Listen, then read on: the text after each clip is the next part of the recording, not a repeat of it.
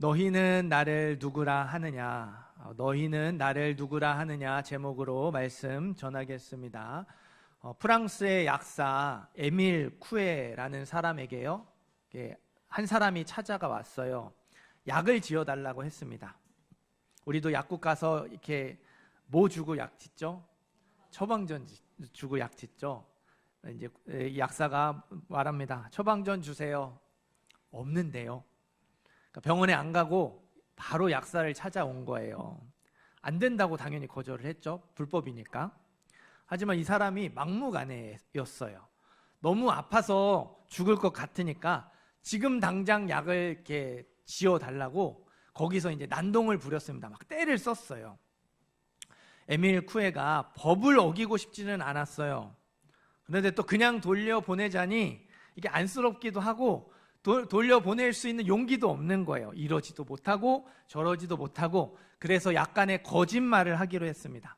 약을 지어달라니까 약을 지어주기로 했어요. 대신에 증상과 아무 상관이 없는 비타민을 지어줬습니다. 이걸 먹고 이걸 먹으면 좀 좋아질 거라고, 그리고 아침에 병원 가보라고 돌려보냈어요. 며칠 후에 길에서 그 사람을 만났어요. 그 사람이 오자마자 와서 인사를 합니다. 그 약 진짜 잘 듣더라고요. 다음날 병원 갈 필요도 없이 한 방에 나았습니다. 정말 감사합니다. 아마 그때는 진짜 죽을 것 같이 아프고 그랬는데 큰 병, 중한 병은 아니었던 것 같아요. 가벼운 병이었던 것 같습니다. 저는 이제 신병교육대에서 군 생활을 했는데 이 훈련병들이 얼마나 이렇게 엄살이 심해요. 조금만 아파도 의무대 가죠. 의무병 찾아갑니다. 뭐 여기 아프다 그러고, 배 아프다 그러고, 머리 아프다 그러고, 몸이 춥다 그러고, 뭐 온갖 말도 안 되는 이유로 다 와요. 근데 의무병이요, 그 증상을 들으면서 대부분 빨간색 알약을 줘요. 그러니까 증상은 다 다른데 보면 거진 다 빨간색 약을 주더라고요. 그래서 제가 궁금해서 물어봤어요. 이게 뭐냐고, 빨간색이. 그랬더니 진통제래요. 근데 그 진통제 먹고 감기도 낫고, 배 아픈 것도 낫고, 머리 아픈 것도 낫고, 다 낫습니다. 그러니까 비슷한 경우죠. 분명히 약은요, 증상과 상관이 없는 비타민 그리고 진통제예요. 근데 그거 먹으면 나을 거다, 이거 먹으면 좋아질 거라는 그 믿음, 그 약사의 말을 믿었더니 그게 나은 거죠. 우리가 이 플라시보 효과, 위약 효과라고 부르는 심리적 치료법이요, 이렇게 발견이 되었습니다. 많은 사람들이 마음 먹기에 따라 인생이 달라질 수 있다고 해요. 그렇죠? 마음을 어떻게 먹고, 이거 비타민 먹고 진통제 먹고 나을 수 있다고 마음 먹었더니 낫잖아요. 가벼운 병이 낫잖아요. 그러니까 하면 된다, 할 수 있다, 긍정적으로 생각하라고. 긍정적으로 마음을 먹으면 인생이 달라질 수 있다고 많이 말해요. 생각이 달라지면 행동이 달라지게 되고, 행동이 달라지게 되면 습관이 달라지게 되고, 습관이 달라지게 되면 성품이 달라지게 되고, 성품이 달라지게 되면 운명이 달라지게 된다고 말하는 사람도 있습니다. 정말 그럴까요? 예레미야 17장 9절 말씀이에요. 만물보다 거짓되고 심히 부패한 것은 마음이라. 만물보다 거짓되고 심히 부패한 것은 마음이라. 성경은요, 우리의 마음보다 거짓되고 부패한 게 없다고 말해요. 그러니까 부정적인 생각보다 긍정적인 생각이 좋죠. 맞아요. 긍정적으로 생각하면 도움이 됩니다. 생각이 달라지고 마음이 달라져야지 말이 달라지고 행동이 달라지고 습관이 달라지는 것도 맞아요. 그렇게 습관이 달라졌을 때 좋은 성품이 생기고 좋은 인격이 생겨나서 삶이 달라지는 것도 맞아요. 그런데요, 마음 먹기에 따라 인생이 달라진다고 말할 수 없어요. 그 마음에 무엇을 담아두느냐에 따라 인생이 달라지는 거죠. 우리 마음이 거짓되고 부패했거든요. 거짓된 마음으로 하면 된다, 할 수 있다, 끊임없이 자기 암시를 하고 긍정적으로 생각을 해봤자 무슨 소용이 있을까요? 또 그냥 자기를 속이는 것밖에 되지 않습니다.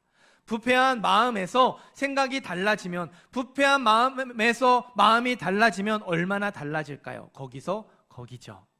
거짓되고 부패한 마음은 거짓되고 부패한 것만 빼낼 수밖에, 토해낼 수밖에 없어요.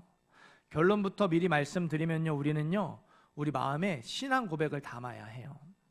내가 믿는 하나님이 어떤 분인지 그 신앙 고백을 우리 마음에 담아야 하고요. 내가 믿는 하나님이 나를 위해 어떤 일을 하셨고 무엇을 이루셨고 무엇을 약속하셨는지 그 신앙 고백을 우리의 마음에 담아야 합니다. 신앙 고백, 분명한 신앙 고백이 우리 마음에 새겨져야 해요. 그 신앙 고백으로 우리의 거짓된 마음, 우리의 부패한 마음을 변화시켜야 합니다. 거짓된 것이 나오고 부패한 것이 나올 수밖에 없던 우리의 마음이요, 신앙 고백으로 변화를 받아서 진실한 것이 나오도록, 선한 것이 나오도록, 거룩한 것이 나오도록 해야 돼요. 그래야 인생이 달라질 수 있습니다. 너희는 나를 누구라 하느냐? 오늘 설교 제목이죠. 말씀을 듣는 가운데 너희는 나를 누구라 하느냐? 예수님의 질문에 우리는 뭐라고 대답을 해야 할지, 우리는 어떤 신앙 고백을 드려야 할지 생각해 보았으면 좋겠습니다. 우리의 마음에 신앙 고백을 담는 귀한 시간 되기를 간절히 소원합니다. 13절, 14절, 13절과 14절 한 번 더 읽겠습니다. 13절, 14절 읽습니다. 예수께서 빌립보 가이사랴 지방에 이르러 제자들에게 물어 이르시되 사람들이 인자를 누구라 하느냐? 이르되 더러는 세례 요한, 더러는 엘리야, 어떤 이는 예레미야나 선지자 중에 하나라 하나이다. 아멘. 예수님이 사람들에게 물어보십니다. 사람들이 인자를 누구라 하느냐? 인자는 말 그대로 해석하면 사람의 아들이라는 뜻이에요. 구약 성경의 다니엘서를 보면 사람의 아들, 인자가 나오는데요, 종말의 때에 세상을 심판하는 구원자로 나옵니다. 그러니까 인자는 세상을 심판하는 구원자이죠.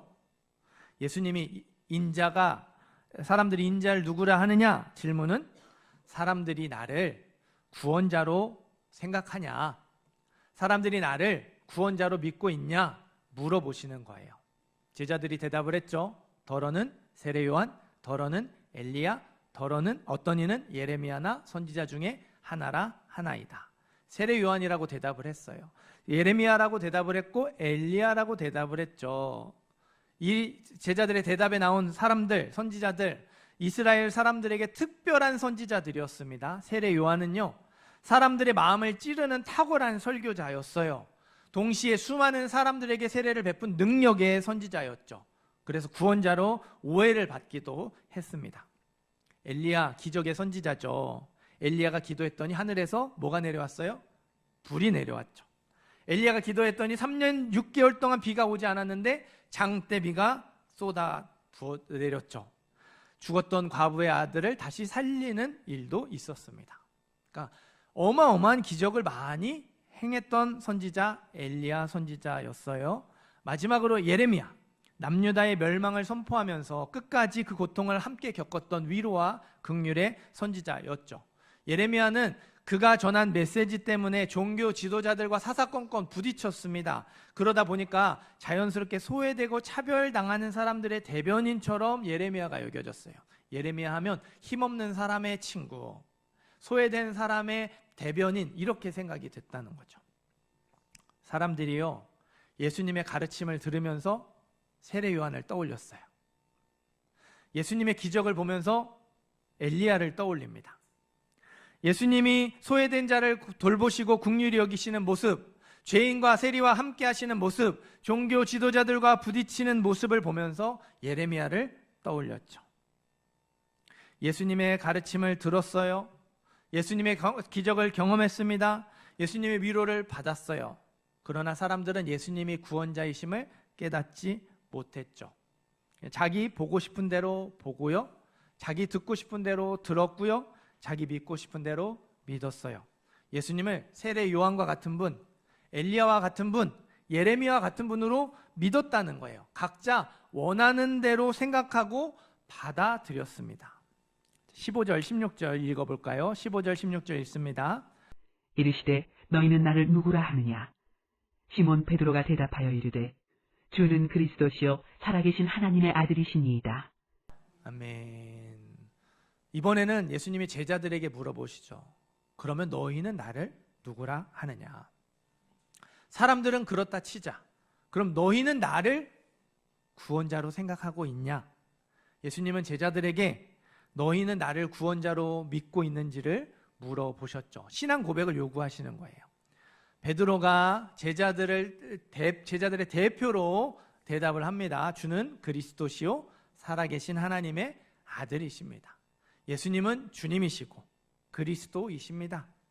하나님의 아들이십니다. 예수님을 주와 그리스도로 고백했어요. 구원자로 고백했습니다. 아주 멋진 신앙 고백이죠.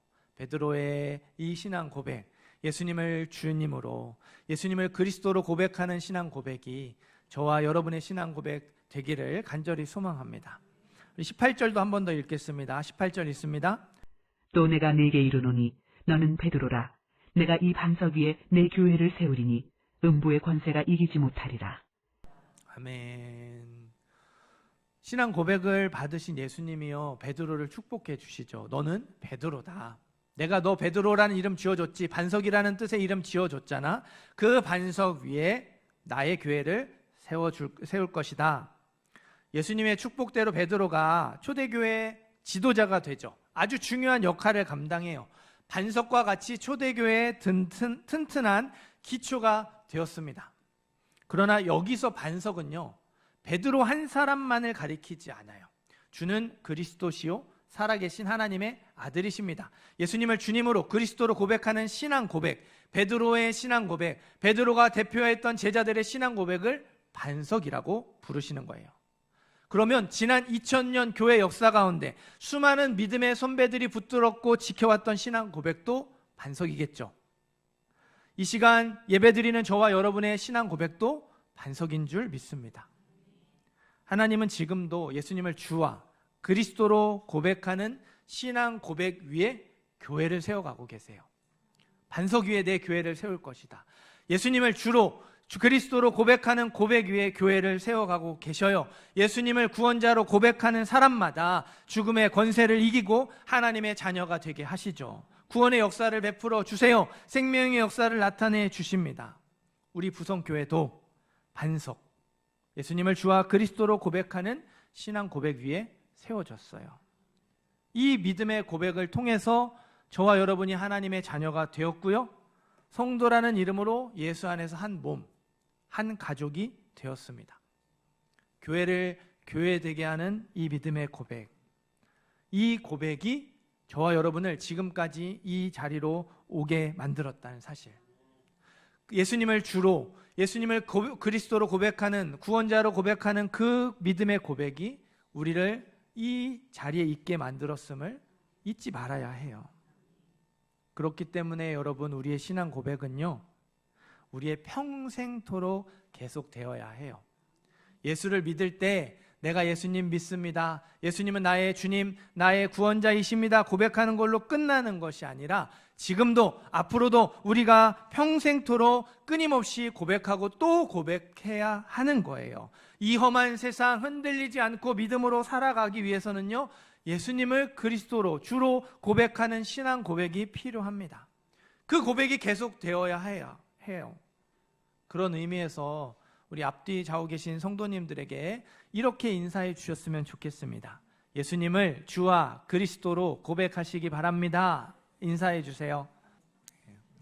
예수님을 주님으로 또 그리스도로 고백하는 저와 여러분이 되기를 간절히 소원합니다. 그런데요, 이상한 점이 한 가지 있어요. 예수님이 이렇게 멋진 신앙 고백을 듣자마자 제자들의 입단속을 하시죠. 이에 제자들에게 경고하사 자기가 그리스도인 것을 아무에게도 이르지 말라 하시니라. 예수님이 주와 그리스도라는 고백을 듣고 축복해 주셨잖아요. 그 반석 위에 내 교회를 세울 것이다, 엄청난 축복을 해주셨는데, 그런 다음에 이 사실 절대로 알리면 안 돼, 누구도 알아서는 안 돼, 그냥 너희만 알고 있어, 꼭꼭 숨기고 있어라 경고하셨어요. 왜 그러셨을까요? 이 신앙 고백이 중요하다고 말씀드렸잖아요. 우리가 평생 계속해서 해야 된다고, 흔들릴 때마다, 우리가 믿음이 흔들릴 때마다 예수님을 주님으로 그리스도로 고백해야 한다고 말씀드렸잖아요. 평생 붙들어야 되는 신앙 고백인데 왜 숨기라고 하셨을까요? 21절에 그 답이 있어요. 21절 같이 읽겠습니다. 시작. 이때로부터 예수 그리스도께서 자기가 예루살렘에 올라가 장로들과 대제사장들과 서기관들에게 많은 고난을 받고 죽임을 당하고 제3일에 살아나야 할 것을 제자들에게 비로소 나타내시니. 아멘. 예수님은 주와 그리스도라는 고백을 들은 후에 십자가 죽음과 부활을 가르쳐 주셨어요. 제자들의 신앙 고백을 듣기 전까지는요, 제자들에게 십자가 죽음과 부활에 대해서 단 한 번도 말씀해 주신 적이 없습니다. 마태복음에서 주 예수 그리스도, 우리가 이 고백, 고유 명사처럼 그렇게 사용하는 예수님에 대한 신앙 고백이요, 마태복음 1장 예수님의 족보에서 나오고요, 그 다음에 오늘 말씀 16장에서 처음 나옵니다. 무슨 의미일까요? 우리를 구원하시고 교회를 세워가시는 방법이, 우리의 신앙 고백을 받으시는 방법이 십자가 죽음과 부활을 통해서라는 거죠. 예수님이 많은 고난을 받고 죽임을 당하고 제3일에 살아나셔야 한다고 말씀이 나오죠. 이 부분의 원어를 보면요, 반드시라는 부사가 들어가 있어요. 뭐가 들어가 있어요? 반드시. 우리 이 개역개정 성경에는 없는데 원어에는 반드시라는 부사가 들어가 있습니다. 반드시 많은 고난을 받아야 하고, 반드시 죽임을 당해야 하고, 반드시 제3일에 살아나게 될 것이다. 하면 좋고 안 하면 어쩔 수 없는 게 아니라는 말이죠. 꼭 해야 하고 반드시 거쳐가야 하는 필수 과정이라고 말씀하세요. 예수님은 십자가 죽음과 부활 없이 진정한 신앙 고백이 불가능하다는 걸 가르쳐 주셨어요. 사람들은 예수님이 세례 요한, 엘리야, 예레미야와 같은 모습으로 이스라엘의 구원자가 되기를 바랬어요. 심지어 주는 그리스도시요 살아계신 하나님의 아들이십니다 고백했던, 멋진 신앙 고백을 했던 제자들까지도 이렇게 생각하고 있어요. 예수님이 제자들의 신앙 고백을 받으신 장소 빌립보 가이사랴였습니다. 로마 황제의 신전이 있는 곳이었어요. 로마 황제를 주라고 부르는 사람들이 살던 동네였어요. 얼마나 드라마틱해요. 로마 황제에게 바치던 주라는 호칭을 예수님이 받으셨어요. 예수님은 주님이십니다. 예수님이 그리스도, 이스라엘의 구원자이심을 드러내셨죠. 제자들이 이렇게 생각했을 거예요. 자, 때가 됐다. 드디어 때가 됐다. 아마 두 주먹 불끈 쥐었을 겁니다. 예수님이 사람들의 마음을 찌르는 탁월하고 힘있는 설교로, 불가능한 일을 가능하게 하는 놀라운 기적으로, 상하고 찢긴 마음을 위로해주고 어루만지는 그 손길로 로마의 압제에서 고통받는 이스라엘을 해방시켜 주실 거라 믿었어요. 예수님이 세례 요한처럼, 엘리야처럼, 예레미야처럼 이스라엘을 구원해 주시고 로마의 황제를 무너뜨리고 주가 되실 거라고, 이스라엘의 구원자가 되실 거라고 믿었습니다. 그러나 예수님 어떻게 하셨습니까? 사람들이 원하고 제자들이 기대하는 영광의 길을 선택하지 않으셨죠. 십자가 고난의 길을 선택하셨습니다. 누구나 쉽게 갈 수 있는 넓은 길, 모든 사람이 좋아하는 넓은 길로 가지 않으셨어요. 고통스럽고 수치스러워서 아무도 가지 않으려는 십자가의 길, 좁은 길로 가셨습니다. 사람들의 시선을 잡아끄는 능력의 길, 사람들이 부러워할 만한 능력의 길을 가지 않으셨어요. 철저히 자기를 부인하며 순종하는 십자가의 길을 가셨습니다. 예수님이 반드시 십자가의 길을 간다고 하셨죠. 베드로가요, 절대로 그렇게 안 된다고 하면 안 된다고 항변했습니다. 베드로가 예수를 붙들고 항변하여 이르되, 이 개역 개정이요 너무 부드럽게 번역을 했어요. 항변하다는 꾸짖었다는 뜻이거든요.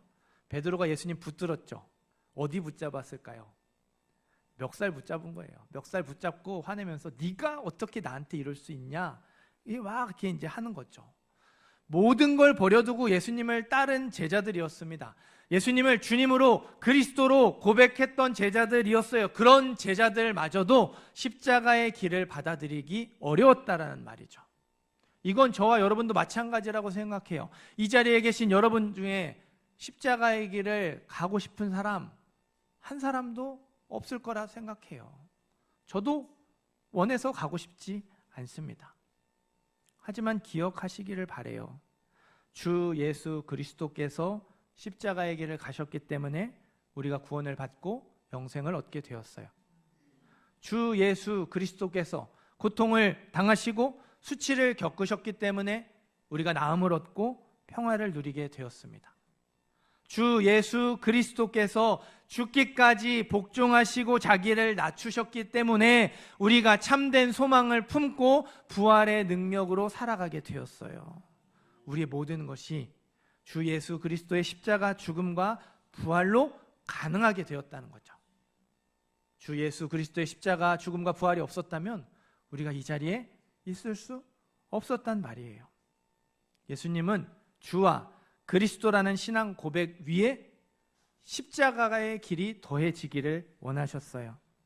제자들이 사람들과 같이 그 잘못된 기대를 그냥 계속 품는 것이 아니라 그 마음을 내려놓고 예수님의 뒤를 따라가기를 원하셨습니다. 그래서 제자들을요 십자가의 길로 부르세요. 우리 24절 말씀도 한 번 더 읽어볼까요? 24절 읽습니다. 이에 예수께서 제자들에게 이르시되 누구든지 나를 따라오려거든 자기를 부인하고 자기 십자가를 지고 나를 따를 것이니라. 아멘. 십자가에 대해서요 이런 말이 있어요. 골고다 언덕의 십자가는 3개가 아니라 4개다. 하나는 예수님이 가운데 정가운데 못 박히신 예수님의 십자가 하나, 그리고 예수님 양편에 2 강도가 매달린 십자가 2, 그래서 3개죠. 그리고 하나 보이지 않는 십자가, 바로 내가 매달린 십자가. 십자가가 3개가 아니라 4개라고 말하는 말이 있어요. 여러분, 예수님을 주와 그리스도로 고백하십니까? 예수님을 구원자로 믿으세요? 그러면요 이 말씀이 우리 마음에 새겨져야 돼요. 우리의 신앙 고백 따로, 십자가의 길 따로 이렇게 나눌 수 없다는 거예요. 예수님을 믿는 것 따로, 예수님을 따르는 것 따로 이렇게 분리시킬 수 없다는 거예요. 누구든지 나를 따라오려거든 자기를 부인하고 자기 십자가를 지고 나를 따를 것이니라. 예수님을 주와 그리스도로 고백하는 사람 누구든지 한 사람도 예외 없이 예수님의 뒤를 따라와야 한다고 말씀을 하셨어요. 예수님이 십자가를 지셨던 것처럼 예수님을 믿는 모든 사람이 자기 십자가를 져야 한다는 거예요. 우리도 우리 각자의 십자가를 져야 한다는 말씀이죠. 우리도 십자가의 길을 가야 하는 거예요. 저와 같은 목회자만 그래야 하는 것이 아니고요. 특별한 믿음을 가진 간증인 집회 다니는 그런 분들, 몇몇의 소수의 헌신된 사람들만 그래야 하는 것이 아니라 이 자리에 있는 모든 분들이 내가 예수님을 믿는다고 고백하는 분이라면 한 사람도 빠짐없이 다 십자가의 길을 걸어가야 합니다. 우리의 계획과 다를 수 있어요. 우리의 기대와 다를 수 있습니다. 난 그렇게 하고 싶지 않을 수 있습니다. 그럴지라도 저와 여러분은 십자가의 길을 걸어가야 해요. 십자가를 붙들고 십자가 아래에서 살아가야 합니다. 구원의 감격으로 하나님을 예배하고 하나님을 모르는 사람들에게 주 예수 그리스도의 이름을 전해 주어야 해요. 알려 주어야 해요. 우리의 말과 행동으로, 우리의 삶으로 예수님을 보여줄 수 있어야 해요. 하나님의 완전한 사랑과 용서를 경험하는 가운데 우리도 다른 사람들을 용서하고 사랑해야 합니다. 악을 선으로 이기려고 애써야 하고요. 편법과 불법이 판치는 세상에서 정직하려고 애써야 해요. 고난 중에도 인내하며 소망을 품어야 합니다. 이게 십자가의 길이에요. 물론 고되고 힘들고 어려울 수 있습니다. 외로울 수 있습니다. 그러나 이 길이 좋은 길이라는 걸 우리가 잊지 않았으면 좋겠어요. 이번 한 주 이렇게 진짜 영하 한 15도 이렇게 내려가는 어마어마한 추위였었죠. 근데 여기 그 대창 빌라 앞쪽에 여월 그 초등학교 중학교 가는 이 도로는 햇볕이 계속 내리쬐는 이 구간이거든요. 그러니까 이 부분은, 이 도로는 제가 이렇게 교회 오고 가면서도 항상 느끼는데 말라 있어요. 깨끗한 얼어 있는 부위가 없어요. 그리고 그 길을 걸어갈 때는 날이 추워도 그 햇볕 때문에 따뜻하다는 느낌이 들더라고요. 견딜만 하더라고요. 여러분, 십자가의 길이 저는 그런 거라고 생각을 해요. 한파와 같은 어마어마한 추위가 있어요. 그러나 그거를 이겨낼 만한 그 어마어마한 또 햇볕이 우리에게 계속해서 내리치니까 얼어붙지 않고 마르는 거죠. 얼지 않는 거예요. 그럼에도 불구하고 따뜻하다, 그래도 있을만하다라는 느낌이 드는 거죠. 사랑하는 성도 여러분, 저와 여러분은 어떻습니까? 예수님을 주와 그리스도로 고백하면서 이스라엘 사람들, 제자들처럼 반응하고 있지는 않습니까? 그저 우리의 문제를 해결해 주고 듣기 좋은 말씀으로 우리를 위로해 주기를 바라고 있지는 않은지 돌아보면 좋겠습니다. 이 시간 우리의 모습을 좀 살펴보기를 원해요. 십자가 때문에 내가 얼마나 기뻐하고 있는지, 내 안에 십자가로 인한 구원의 감격이 있는지, 다윗처럼 주의 인자하심이 생명보다 낫다고 감히 고백할 수 있는지.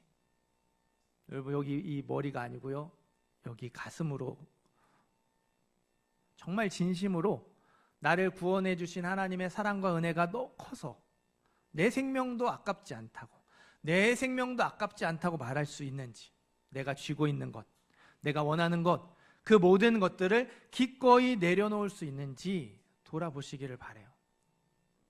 십자가 때문에 희생하고, 십자가 때문에 용서하고, 십자가 때문에 인내하며 소망을 품었던 시간들이 얼마나 되는지를 돌아보시기를 바랍니다.